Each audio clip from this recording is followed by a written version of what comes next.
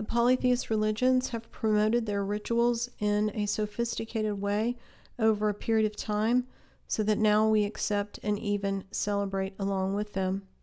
Natasha mentioned that she's dreading the upcoming holiday season.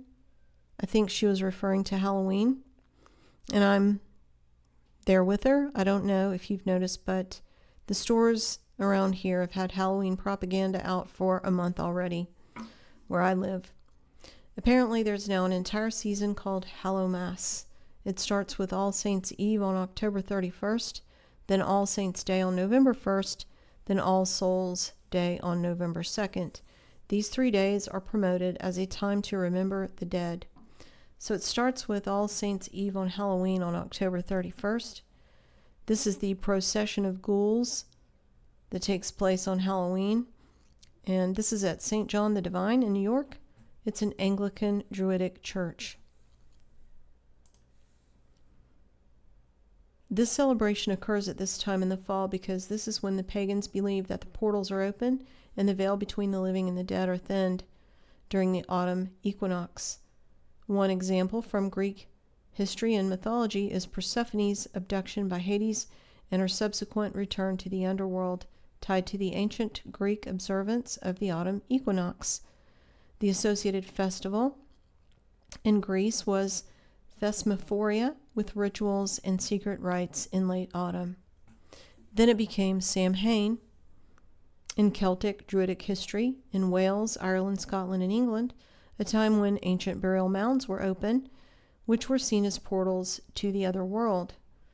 They believed that the veil between the material world and the afterlife was thinned at this time as well. So the Druids would make contact with the spirits, pagan gods, and fairies, and appease them with offerings. People would go door to door in costume, imitating pagan gods, spirits, and fairies. And this is the exact same thing we in America encourage our children to do. Most American Halloween traditions were inherited from Wales, Ireland, Scotland, and Britain, those immigrants. Divination was also a big part of that celebration. At this time, the souls of dead kin were also thought to revisit their homes. Gary Wayne says that Druid would go door to door and demand a servant for sacrifice, and if they were not provided one, they would leave a 6-pointed star in a circle that would mark that household for the evil spirits to attack.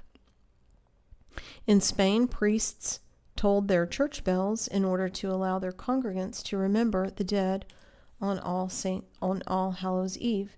So here we have this religious ritual associated with death being done by priests. So then All Saints' Day is on November 1st, and All Saints' Day was established by Rome by Pope Gregory in the 700s, and it was definitely directly influenced by the Druids. Then it was made an obligatory holiday throughout the Frankish Empire in 835 AD. And remember the Franks, they're the vampires.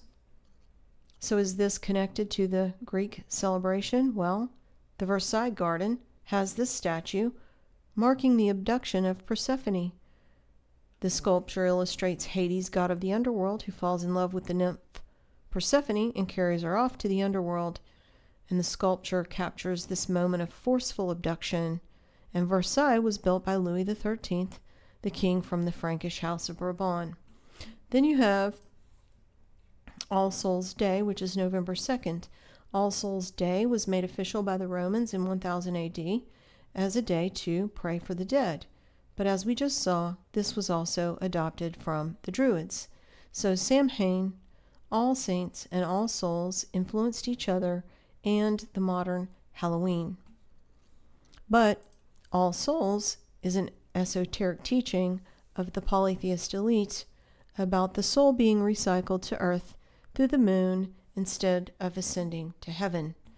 But since reincarnation of a human is not possible, based on the history we just read, it must be referring to Nephilim spirits and demons. And this is how we just read that it exactly originated. This is the vigil of All Hallows being celebrated at an Episcopal Anglican Druidic church. The Biltmore Vanderbilt estate has a street leading through it named All Souls Crescent, which is a reference to the moon. I covered this in my video titled All Souls. There's also an All Souls Cathedral on the Biltmore State grounds, built by George Washington Vanderbilt II. He was the grandson of the railroad baron Cornelius Vanderbilt. And there's also one in D.C., and there are others all around the United States. There's also All Souls College at Oxford, Hogwarts, the most exclusive college in the world, was built in the 1400s, commissioned by the Archbishop of Canterbury and King Henry VI. All Souls College at Oxford is formally known as College of the Souls of All the Faithful Departed. Let's just break that down. It's a college of souls of the faithful departed.